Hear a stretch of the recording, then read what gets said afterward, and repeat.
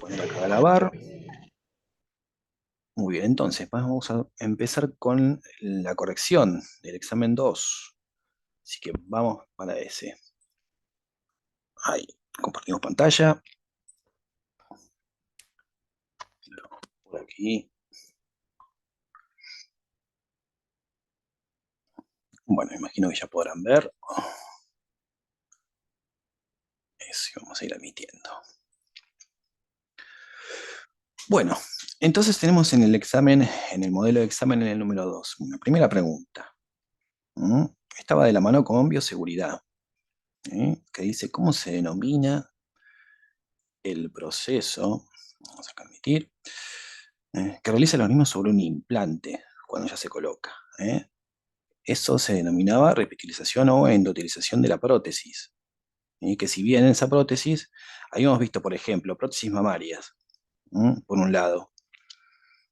Las prótesis mamarias lo que hacían era que se generaba una cápsula alrededor de la prótesis. El cuerpo lo que hace es generar un tejido fibroso, en la cual envuelve a la prótesis. ¿Sí? En el caso de, por ejemplo, de clavos, ¿sí? Que fijan la articulación, esos se construye hueso alrededor. Bueno, ese proceso entonces se denomina repitilización o endotelización de la prótesis. Bien, seguimos. Pregunta número 2. Vamos a ver si se pone un poquito más grande. Ahí está. ¿Cuáles son los efectos del campo magnético estático o principal? Hablamos de efectos biológicos, ¿sí? Decimos, por un lado, entonces, efecto biológico, había una elongación de la onda T, que aparece en el SG, denominado potencial de flujo o magnetohidrodinámico, otro de los términos que pueden utilizar. Eso se producía por la concentración de iones sobre vasos de gran calibre, como la aorta. Se concentran iones positivos y negativos en las paredes de la aorta y genera una elongación del SG normal. Una vez que el paciente sale del campo magnético, esa elongación, mejor dicho, la polarización desaparece y por lo tanto la onda también vuelve a la normalidad. ¿Sí? No queda más elongada. ¿Sí? Y a nivel seguridad, vamos a decir, una de las cosas más importantes, ¿sí? Que es justamente el efecto misil. ¿Eh? Pasar con algún elemento de estos elementos ferromagnéticos que pueden ser atraídos por el campo magnético, ¿cierto? Así que eso es fundamental, porque para bioseguridad es una de las principales medidas primeras, ¿sí? Sobre todo cuando se trabaja con pacientes internados, en los cuales van a venir con una camilla y demás, tener mucho cuidado con eso, y con el efecto misil, objetos que pueden ser atraídos por el campo magnético. ¿Mm? Seguimos. ¿Cuáles son los efectos del campo magnético variable o dinámico? Ahí tenemos entonces los otros campos magnéticos. Podremos decirle que es el más, por ahí que tiene implicancias biológicas sobre el cuerpo. Y campos magnéticos variables también son los que llevan más riesgo, ¿sí? Porque son los que justamente producen movimientos de carga, cuando son campos magnéticos que varían. Entonces se generan movimientos de carga eléctrica en el cuerpo producto de campos magnéticos variables, corrientes de Eddy. Este también lo habíamos mencionado, que es el efecto de magnetofosfeno, que se perciben destellos luminosos en un campo visual, y los ruidos de la resonancia magnética debido a la entrada y salida de los gradientes magnéticos. Estas son fuerzas electromotrices, y algunos leyeron ya bien, fuerzas electromotrices de Lorentz. ¿Sí? Esa fuerza magnética trata de entrar en el campo y se produce una vibración, porque como el campo magnético principal, entendámoslo como que aplasta ese campo magnético pequeño y esa energía se transforma en vibraciones y es el sonido que se escucha. ¿Qué le debemos dar al paciente? Protección auditiva. No nos olvidemos de eso, sobre todo en resonadores cerrados. ¿Eh? Seguimos a ver cuáles son los efectos de la radiofrecuencia. ¿Mm? Principal, importantísimo, efecto o depósito calórico por emisión de energía electromagnética. ¿Sí? Teníamos niveles de energía, o mejor dicho, Lazar, que son coeficientes en los cuales se calcula por el peso cuánta energía electromagnética ese paciente está recibiendo. Y ahí tenemos que tener cuidado también por posibles quemaduras, junto también con lo que es corrientes de Eddy. Corrientes de Eddy, donde hay puntos de contacto, el paciente se puede quemar. Esto es algo que ya veíamos hablando varias veces, inclusive hoy en el grupo también. 5. El marcapaso está contraindicado para resonancia, para RMI. Dependiendo del tipo de marcapaso colocado, se debe conocer si es compatible con resonancia. Página de consulta, recuerden, RM Safety, muy importante, modelo y marca. Fijarse si es compatible con resonancia, si se puede resonar, y además también, en el caso que sea necesario, tener que coordinar con distintos servicios de salud, por ejemplo, con la parte de electrofisiólogos. Eso es otro también de los puntos que se debe tener en cuenta a la hora de realizar una resonancia a un paciente que tiene marcapasos. ¿Cuál es la contraindicación exclusiva de la resonancia magnética? ¿Mm? Fundamental, primer trimestre de embarazo. Vibraciones, aumento de la temperatura. Contraindicado para primer trimestre de embarazo. Segundo y tercero ya no. Ya se estudia inclusive feto por resonancia magnética. Implantes que no se conocen sus modelos y sus marcas, sobre todo aquellos que sean mecánicos o electrónicos. Ahí entrarían neuroestimuladores, también importantes. Eso no es habitual, pero hay pacientes que lo tienen. Y después, válvulas cardíacas, por ejemplo, que tienen partes mecánicas. Hay que tener mucho cuidado con estos pacientes, ¿sí? Si no se desconoce qué modelo y qué marca tienen colocado. Bien, si se aplica un campo magnético variable sobre un conductor, ¿qué se induce sobre el mismo? Y la respuesta es movimientos de carga eléctrica. Esa es la respuesta. Recuerden, campos magnéticos variables, quiere decir que varían en el tiempo, que hay una cinética. ¿eh? Al haber esa cinética, ese cambio, esa variación de fuerza magnética de cambio se expresa en corrientes eléctricas.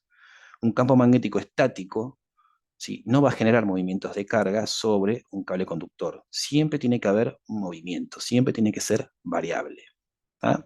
Efecto de inducción magnética de Faraday también. Pasamos. ¿Qué significa T1?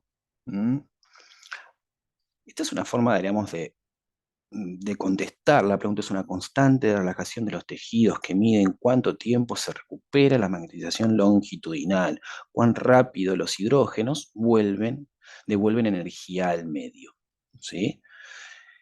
Otra de las formas también que pueden decir que son constantes de relajación de los tejidos, que miden con cuán rápido se relajan.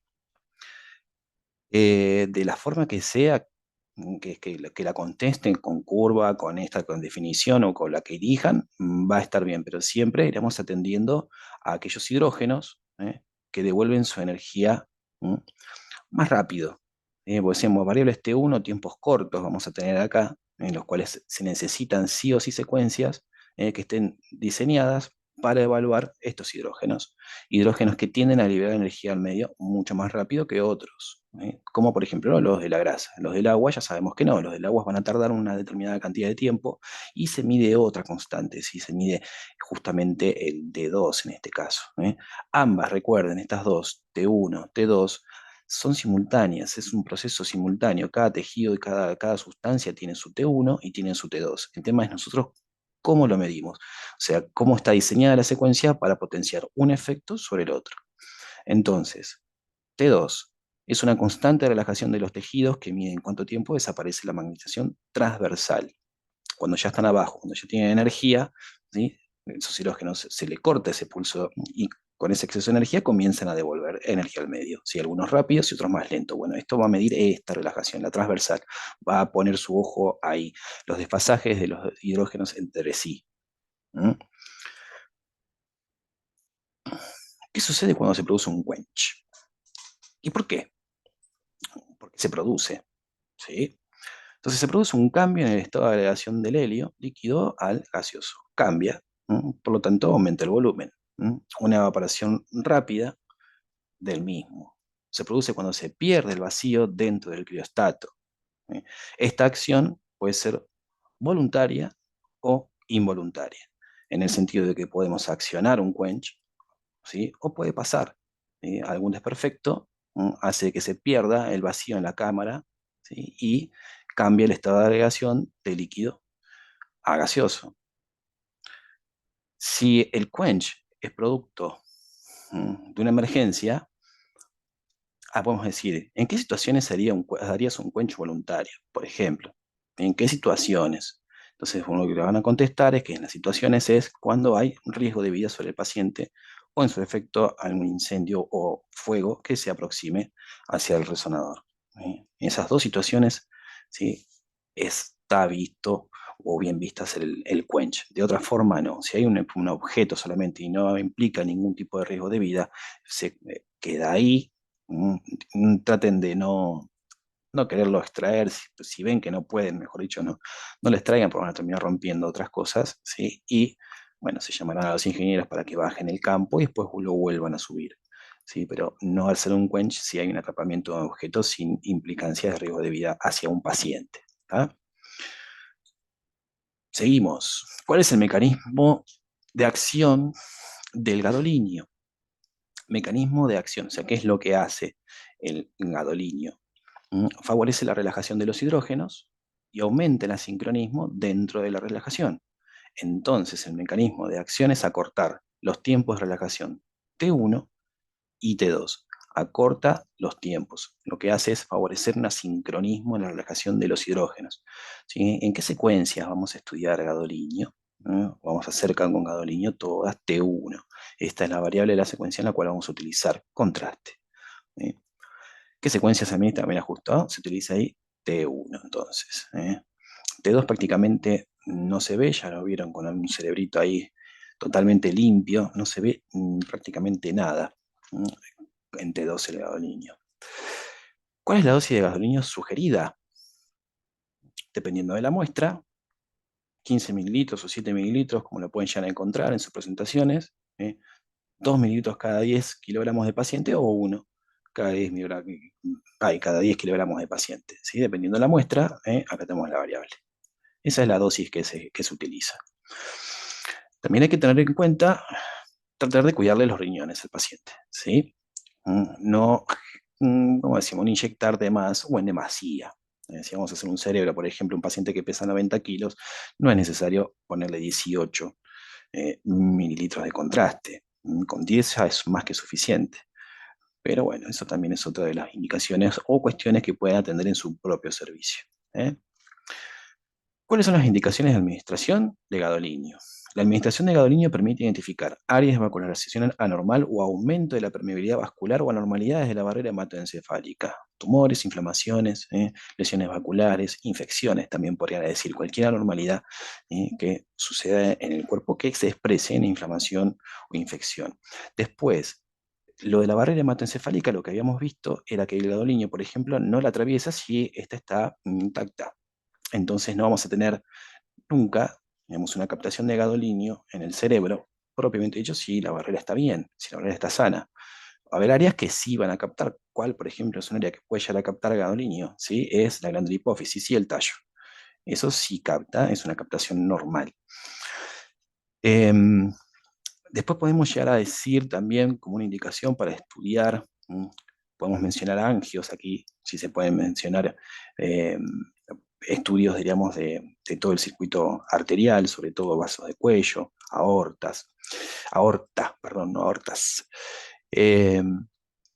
Así que bueno, ahí tienen ahí una de las formas en las cuales pueden desarrollar esa pregunta. Después, reacciones alérgicas, desarrolle. mm, Puede enumerarlas de esta forma, es una clasificación un poco vieja, pero va, ¿sí? Grado 1, grado 2 o grado 3. Siempre es como que es la sumatoria, el grado 1, ¿sí? Empiezan con náuseas, sensaciones de mareo, ¿sí? Grado 2 se suman, empieza a haber urticaria, escalofríos, el paciente también se empieza a hipotensar, ¿sí? Grado 3, ya entra el shock, lo que espasmos, o sea, son sumatorias. A medida que va pasando el tiempo, si hay una reacción alérgica, la intención es detener esa reacción alérgica y a su vez después también utilizar mm, otra medicación como corticoides para evitar que se siga inflamando el cuerpo. ¿Sí? Entonces, para evitar esto sería un shock anafiláctico, un broncoespasmo el paciente podría dejar de respirar. Esto es una emergencia. Esto es grave si llega a suceder. ¿Eh? Cosa que con gadolinio prácticamente no existe. Yo no he visto eh, ninguna reacción grave, digamos, hacia el gadolinio. Bien, 16. Justifique su respuesta. Dice verdadero o falso.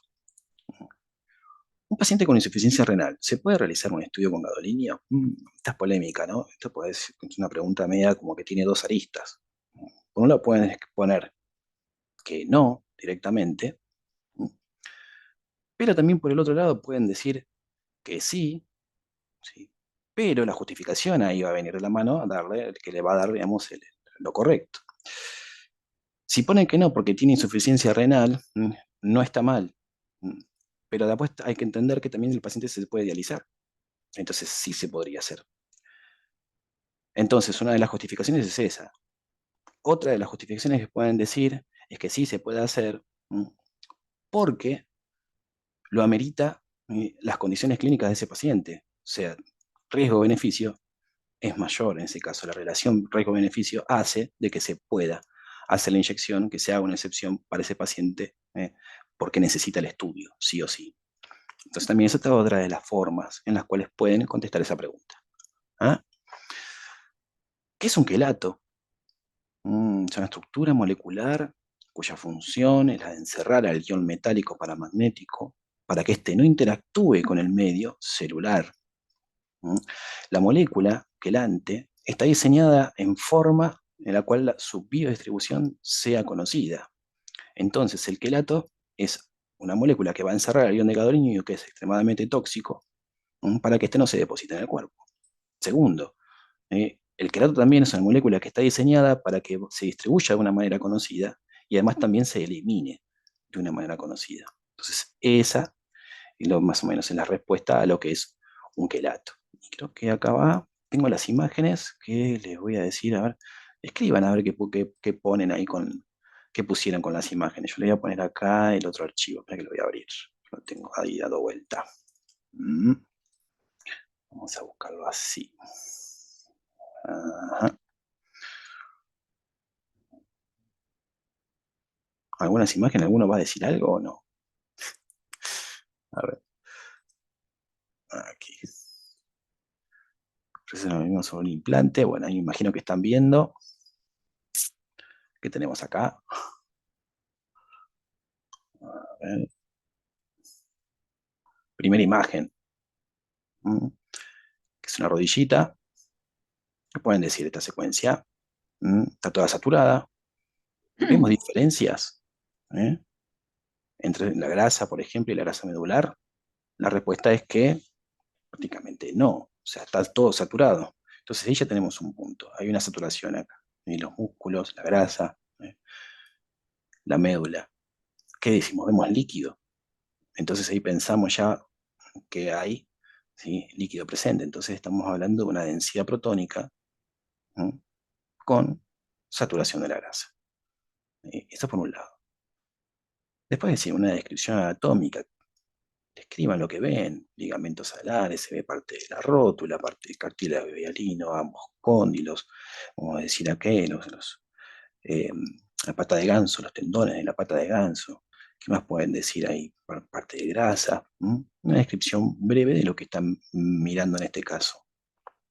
Plano axial. ¿Eh? Esto parece tonto lo que estoy diciendo, pero no. Segunda imagen, tenemos una columna, un sagital de columna lumbosacra. Vamos a decir, ¿qué vemos acá? Grasa hipointensa. Vemos acá, todo más o menos tiene la misma intensidad de señal, ¿verdad? Vemos muy poco ruido, ¿sí? Salvo parte de acá, un ruido peristálticos, ¿sí? Pero muy poco ruido, bastante limpia la saturación y demás. Entonces podemos decir de que esto es un STIR de columna.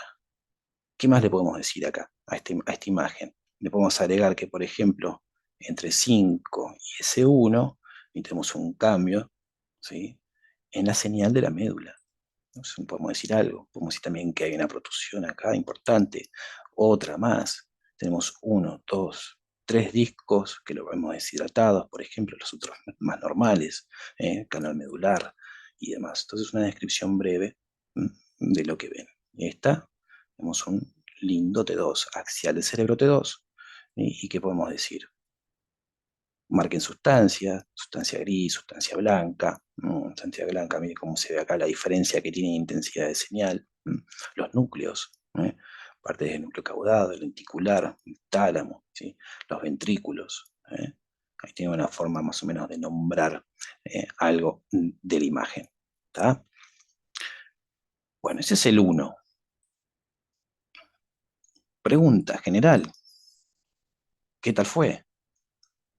Si alguno me va a decir algo, che, digan algo. Mm, esperar, me parece que no van a decir nada. Rodilla me confundo el T1 con el DP. Confúndete uno, busca líquido, fundamental. Ay, espérame, vamos a hacer la comparación. Vamos a ver rápido, ¿sí? Confunden esas dos porque tienen semiologías bastante parecidas. Es normal. ¿Mm? Que quiero ver algo sobre acá, un archivo, a ver si lo podemos observar. Sí, miembro inferior, acá. Veíamos, por ejemplo, estoy buscando a ver si puedo mostrar ambas. Un segundín.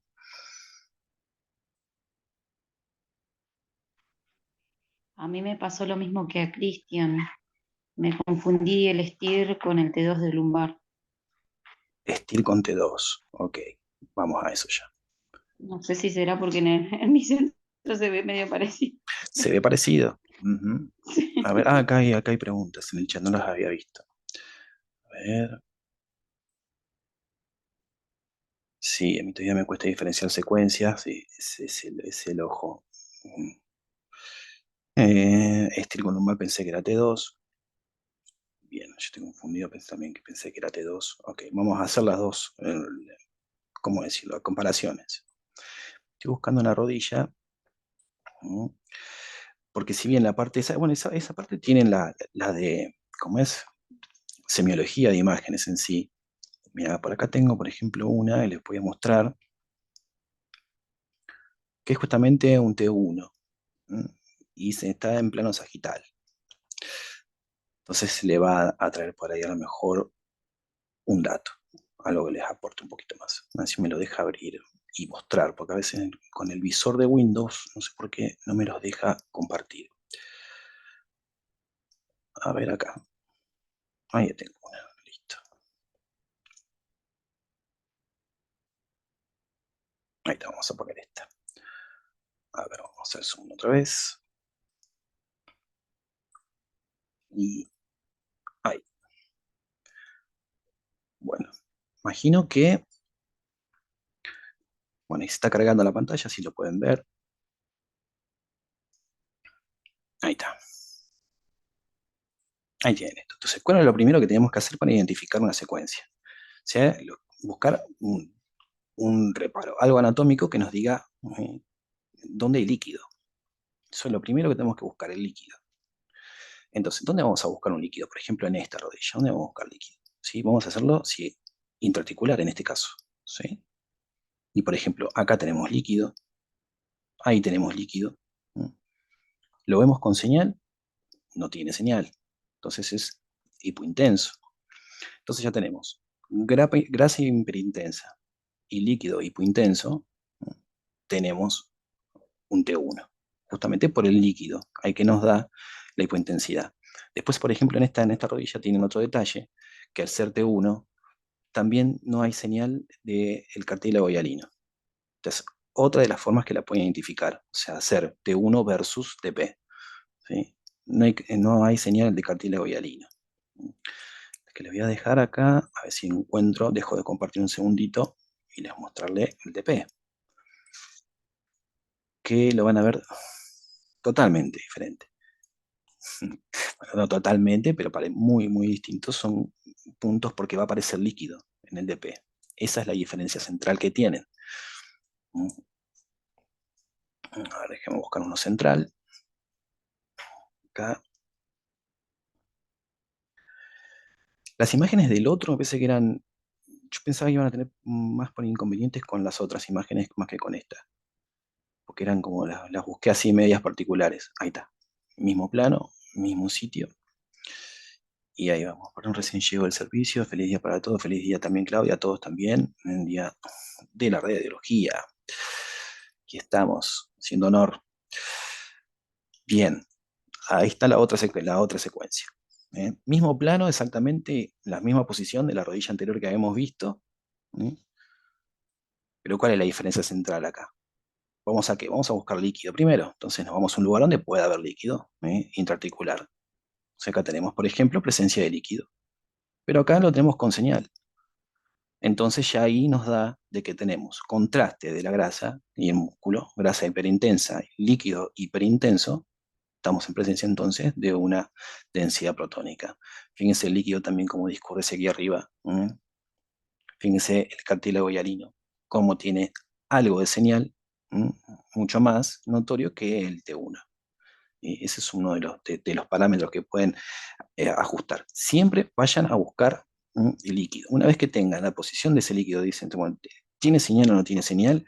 Ya ahí prácticamente tienen no sé, el 50% de la secuencia, de cuál es la que están, en qué secuencia están viendo. ¿Sí? Líquido, fundamental. Columna, vamos para ver si podemos encontrar y hacer la comparación de ambas. Columna, en el STIR, por ejemplo, de columna, la diferencia van a encontrarse con lo que son la grasa, diríamos, la grasa tanto de la grasa propia, diríamos, y la médula. Ese va a ser el cambio fundamental que van a encontrar ahí. Entonces, al tener ese cambio ya pueden de alguna manera, como decir, identificar de qué secuencia se trata. Déjame ver si encuentro una columnita acá, la tengo a mano. Parece que lo tengo en otro. Esta. Sí. Bueno, a ver. Abro por acá, mejor, y cierro. Les quiero mostrar entonces esa diferencia. ¿Dónde lo puedo sacar? A ver.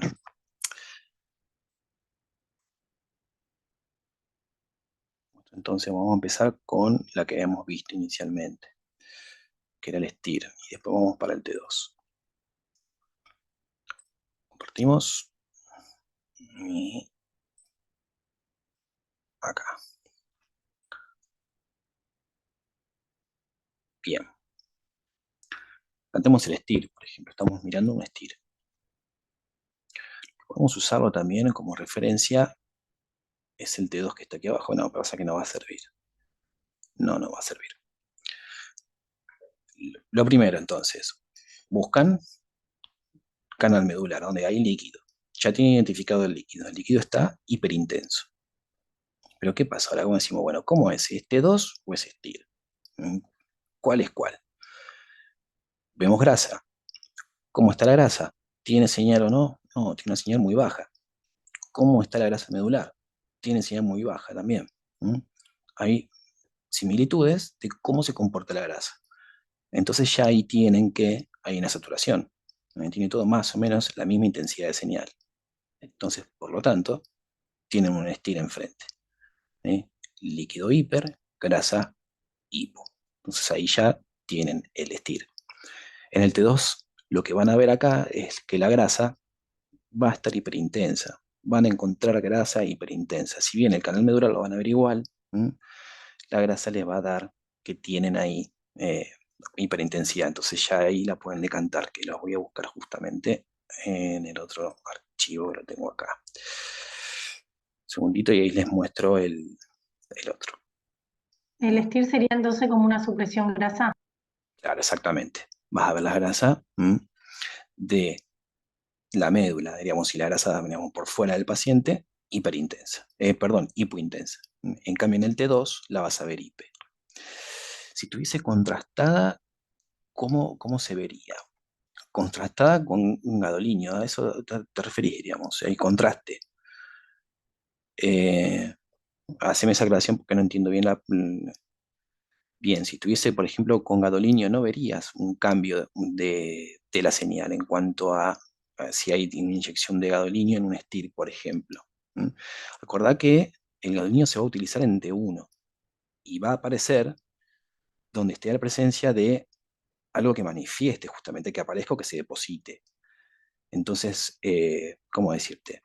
No vas a encontrar un rasgo propio que te haga entender que decís, esta secuencia tiene gadolinio, o mejor dicho, este sagital T1 tiene gadolinio, porque lo ves, o mejor dicho, lo identificás de otra manera, ¿sí? Pero en el STIR, el T2 y en el T1, no necesariamente va a haber un cambio notorio en la imagen. Lo que sí vas a encontrar que vas a ver presencia de vasos sanguíneos hiperintensos cuando no debería haberlo. ¿Mm? Pero no podría ser un T2 contrastado, y no porque no se utiliza contraste en T2. O sea, no vas a ver una diferencia. Por eso es que no tendría como mucha utilidad para hacer o sea, hacer la inyección de gadolinio, ¿no? Y hacer un T2 no te va a dar ningún refuerzo en la imagen que amerite que hagas un T2, vas a hacer siempre T1s. ¿Sí? Pero bueno, a ver, déjeme buscar la columnita Igual no se esta. vería el contraste en los nervios, ¿En, ¿o no? en cuál? ¿En T1 o en T2? ¿En, en cuál verías contraste en los En los nervios? nervios. ¿En la médula se vería contraste? No, no se vería contraste.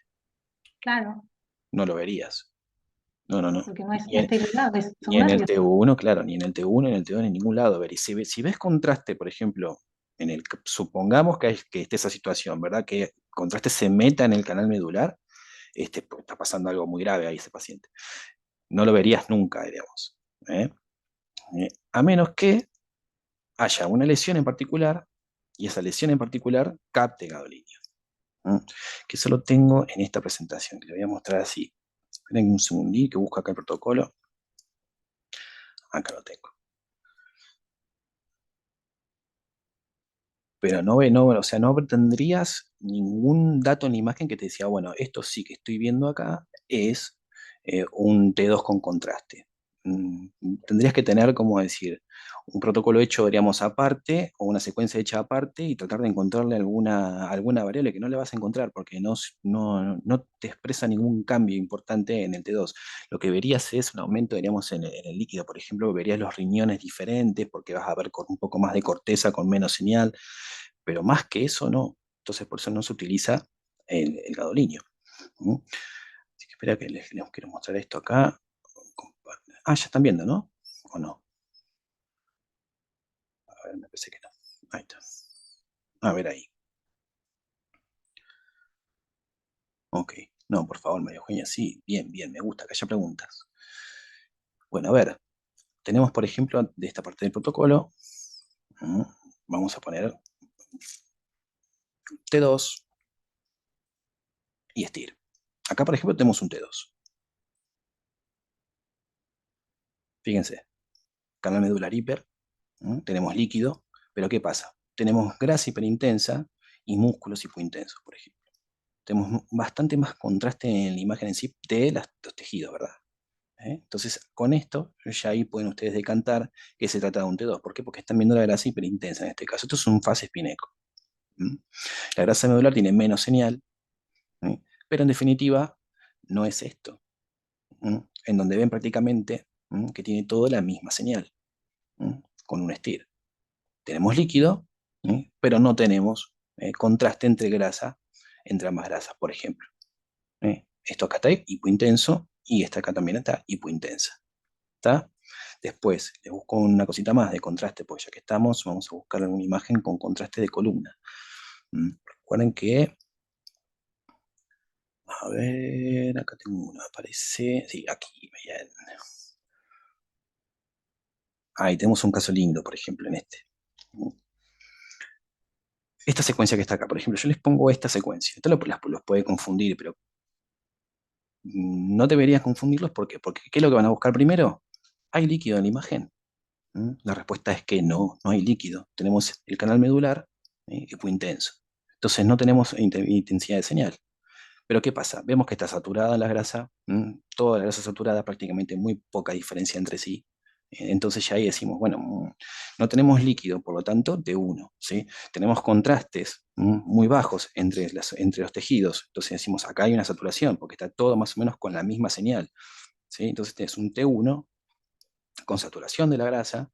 Y fíjense el contraste, cuál es el efecto en todo caso del contraste. Primero, tenemos en contraste vejiga llena de contraste por un lado. Segundo, vamos a encontrar los vasos nutricios, ¿sí? Vasos nutricios. Y después tenemos acá tejido inflamatorio. Entonces tenemos también depósito de contraste. Esta es otra de las variables. Acá tenemos lo mismo, pero ¿qué pasa? Este T1 no está saturado porque tenemos contraste de la grasa hiper junto con los músculos hipo. El canal medular hipointenso, líquido no está, ¿sí? Pero tenemos, por ejemplo, realces de Gadolini en este caso por tremenda hernia que tiene aquí. Hay una pregunta acá, a ver. ¿Se parecía a un DP? Sí, se puede. El T1 se parece a un DP, pero la diferencia es que en el T1 no vas a ver líquido, no se va a expresar el líquido, no va a tener señal. Esa es la diferencia fundamental. Vamos a hacer un DP de columna y vas a encontrar el canal medular apenas hiperintenso, con señal. ¿Por qué? Porque estás haciendo un DP. Si fuese T1, lo verías así, hipo. ¿Ah? Bueno, deja de compartir. Sí, la parte de imágenes por ahí suele ser la parte como más confusa de todo, así que se generan confusiones. Pero también es cuestión de ojo y también paciencia hacia ustedes, que están mirando, que están empezando sus como primeras aproximaciones, entonces también hay que tener esa paciencia, ¿verdad? Bueno, esto ya se va a cortar, hacemos la pausa, se hace grabación y vamos por el otro, que queda también, el otro modelito de examen. Así que voy a finalizar aquí.